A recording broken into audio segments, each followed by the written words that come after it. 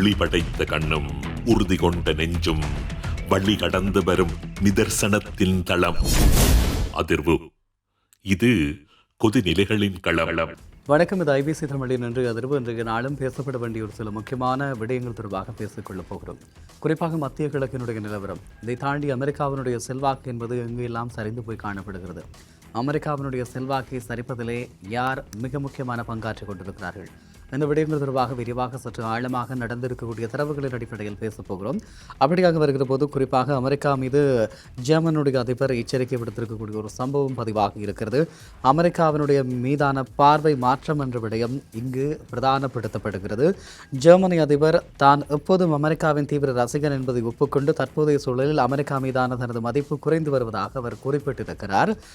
அதே நேரம் இன்றைய காலகட்டத்தில் தனது பிள்ளைகள் உயர்கல்விக்காகவோ அல்லது அங்கு குடியேறி வாழ்வதற்காகவோ அமெரிக்கா செல்வதை தம்மால் பரிந்துரைக்க முடியாது எனவும் அவர் தெரிவித்திருக்கிறார்.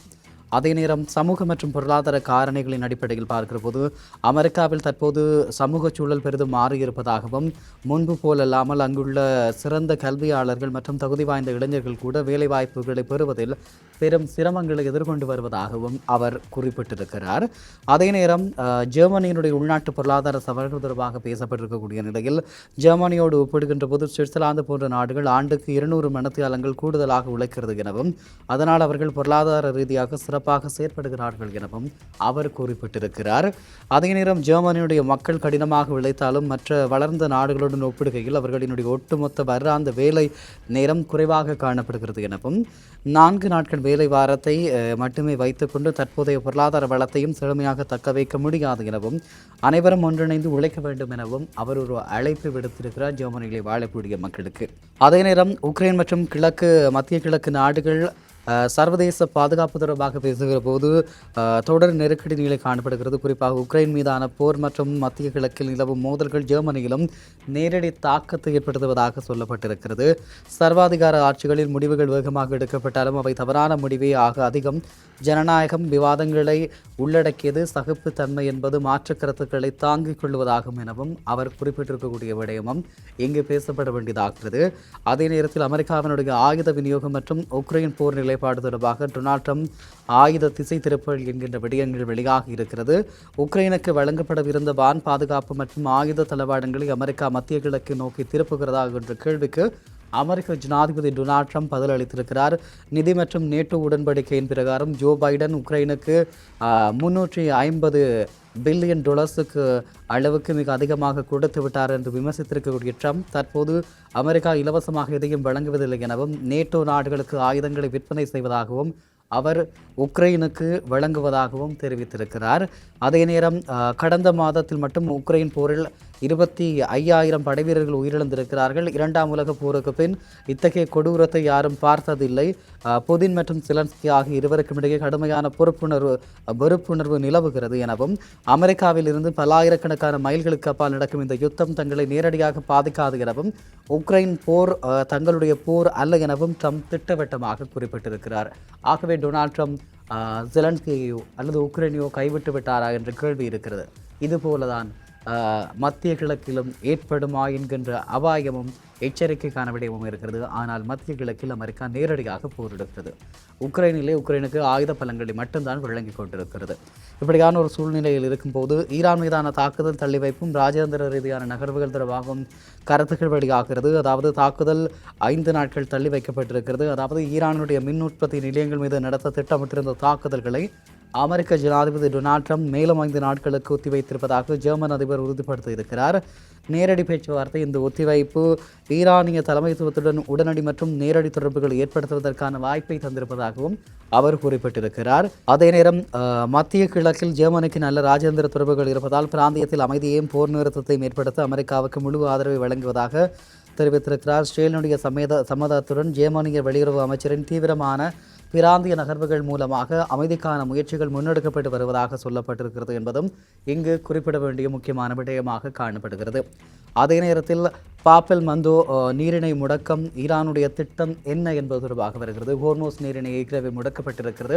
இந்த நிலையில் பாப்பெல் மந்தோ நீரிணையினுடைய முடக்கம் தொடர்பான கேள்விகள் இருக்கிறது. இரண்டாவது முன்னணி, அதாவது ஈரான் ஏற்கனவே சர்வதேச கடல்வழி எரிபொருள் போக்குவரத்து பங்களிப்பை கொண்ட ஹோர்மோஸ் நீரிணையை பெருமளவில் முடக்கியிருக்கிறது. இந்த நிலையில் மத்திய கிழக்கில் அமெரிக்கா மற்றும் இஸ்ரேலினுடைய தாக்குதல்களுக்கு பதிலடியாக செங்கடலையும் ஏடன் வளைகுடாவையும் இணைக்கும் மிக முக்கிய கடல்வழி பாதையான பாப்பெல் மந்தோ நீரிணையையும் முழுமையாக முடக்க ஈரான் தீவிரமாக பரிசீலித்து வருவதாக சொல்லப்படுகிறது. ஆக ஈரானுடைய நகர்வுகள் ஒரு எல்லையை மீறி செல்வதாக அமெரிக்கா நம்புகிறது, இஸ்ரேல் நம்புகிறது. ஈரானை ஓரளவுக்கு அவர்கள் இரக்கம் காட்டுவது போல பார்த்தாலும் இவர்களுடைய செயற்பாடுகள் இவர்கள் ஏதோ தாங்கள் தான் எல்லாம் என்பது போல செயற்படுவதாக அமெரிக்கா நினைத்து கொண்டிருக்கிறது. ஆகவே மிக விரைவில் ஒரு தாக்குதல் உறுதிப்படுத்தப்பட்டிருக்கிறது என்பதை சொல்லிக்கொள்ளலாம். குறிப்பாக 2 முக்கிய நீரிணைகளும் ஒரே நேரத்தில் முடக்கப்படுவதன் மூலமாக உலகளாவிய ரீதியில் கடுமையான எரிபொருள் பற்றாக்குறை உருவாகுவதுடன் கச்சா எண்ணெய் விலை வரலாறு காணாத அளவில் உயர்வதற்கு வாய்ப்பிருப்பதாக சொல்லப்படுகிறது. இப்படியான நிலையில் உலகத்தினுடைய பொருளாதார தாக்கம் பாப்பெல் மந்தோ நீரிணையானது ஏமன், டிஜிபூட்டி மற்றும் எரித்ரியா ஆகிய நாடுகளுக்கு இடையில் அமைந்திருக்கக்கூடிய 32 கிலோமீட்டர் அகலமுடைய குறுகிய கடல்வழி பாதையாகும். உலகளாவிய கண்டெய்னர் போக்குவரத்தில் கால் பகுதியும் ஒட்டுமொத்த உலக வர்த்தகத்தில் 12% எண்ணெய், இயற்கை எரிவாயு, நுகர்வோர் பொருட்கள் உட்பட இதன் வழியே தான் சுயஸ் கால்வாயை சென்றடைகிறது. 2024ஆம் ஆண்டு கிடைக்கப்பட்டிருக்கக்கூடிய தரவுகளின்படியாக பார்க்கிற போது நாளொன்றுக்கு தோராயமாக 4.1 பில்லியன் பெரல் கச்சா எண்ணெய் இந்த வழியே கடத்தப்படுவதாக சொல்லப்படுகிறது. இப்படியான ஒரு நிலையில் ஹோர்மோஸ் மற்றும் பாப்பெல் மந்தோ ஆகிய 2 மூலோபாய நீரிணைகளும் ஒரே நேரத்தில் முடக்கப்பட்டால் அது உலகளாவிய விநியோக சங்கிலியை முற்றிலுமாக பாதிக்கிறது, உலக பொருளாதாரத்திற்கும் ஒரு கனவு காட்சியாக மாறும் என ஆய்வாளர்கள் எச்சரிக்கிறார்கள். ஆகவே உலகத்தினுடைய பொருளாதாரம் ஒரு கனவுதானா என்கின்ற கேள்வியை ஏற்படுத்துகின்ற இந்த நகர்வுகளுக்கு எதிராக இப்படியான நடவடிக்கைகளை மேற்கொள்வது என்பது தொடர்பாக உலக நாடுகளும் அமெரிக்காவும் பரிசீலித்து வருவதாக சொல்லப்படுகிறது. ஆகவே ஈரானுடைய இந்த தொடர் நகர்வுகள் ஒரு தாக்குதலை திட்டமிட்டு அவர்களின் மீது நிகழ்த்துவதற்கான ஏதுகைகளை தாங்களே உருவாக்கி விடுகிறார்களா என்ற கேள்வியை ஏற்படுத்துகிறது. ஈரானுடைய கடுமையான ராஜதந்திர மற்றும் இராணுவ நிலைப்பாடு, ஒருதலைபட்சமாக போர் நிறுத்தத்திற்கு மறுப்பு, அதாவது ஈரானின் உயர்மட்ட தலைமைகளினுடைய அறிவிப்பின்படியாக ஈரான் தற்போதைய சூழலில் எந்தவொரு ஒருதலைபட்சமான போர் நிறுத்தத்தையும் ஏற்கப் போவதில்லை என சொல்லியிருக்கிறது.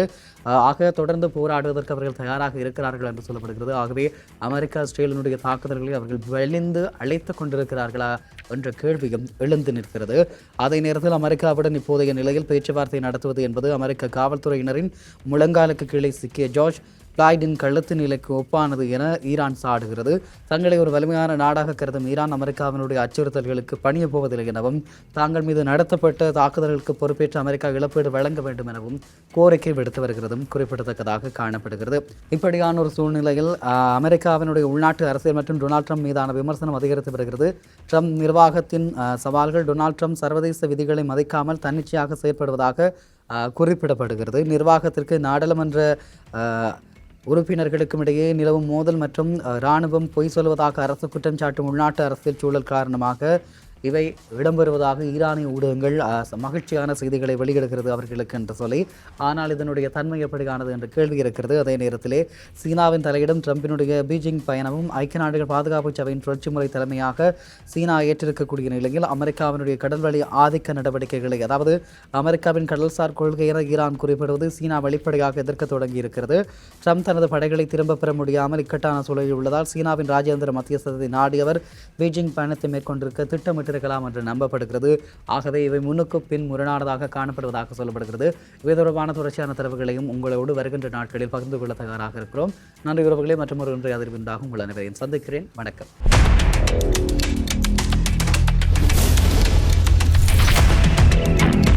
ஒளி படைத்த கண்ணும் உறுதி கொண்ட நெஞ்சும் வழி கடந்து வரும் நிதர்சனத்தின் தளம்.